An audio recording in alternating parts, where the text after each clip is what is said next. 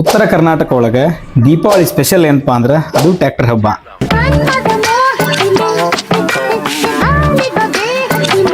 ಟ್ರ್ಯಾಕ್ಟರ್ನ ಸ್ವಚ್ಛಗೆ ತೊಳೆದು ಅದಕ್ಕೆ ಕಲರ್ ಬಣ್ಣ ಹಚ್ಚಿ ಹೊಂಡೆ ಹಾಕಿ ಅಲಂಕಾರ ಮಾಡಿ ಯಾವ ರೇಂಜ್ಗೆ ಅದನ್ನು ರೆಡಿ ಮಾಡ್ತಾರಪ್ಪ ಅಂದ್ರೆ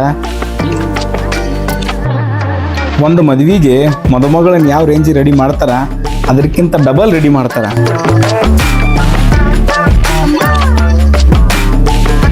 ಈ ರೇಂಜಿಗೆ ಅಲಂಕಾರ ಮಾಡಿ ಹಿಂಗೆ ಸಡಗರದಿಂದ ರೆಡಿ ಮಾಡಿ ಎಡೆಯಕ್ಕೆ ಲಕ್ಷ್ಮಿ ಇಟ್ಟು ಪೂಜೆ ಮಾಡಿ ಭಕ್ತಿಯಿಂದ ಬೇಡ್ಕೋತಾರ. ಕಷ್ಟಪಟ್ಟು ದುಡ್ದಂಗೆ ಲಕ್ಷ್ಮವ್ವ ಮನೆ ಒಳಗೆ ಸಮೃದ್ಧವಾಗಿ ನೆಲೆಸ್ಲಿ ಅಂತ ಹೇಳಿ ಇದು ನಮ್ಮ ಉತ್ತರ ಕರ್ನಾಟಕದ ಸ್ಪೆಷಲ್. ಇನ್ನು ಕೊನೆಯದಾಗಿ ಎಲ್ಲರಿಗೂ ದೀಪಾವಳಿ ಹಬ್ಬದ ಶುಭಾಶಯಗಳು.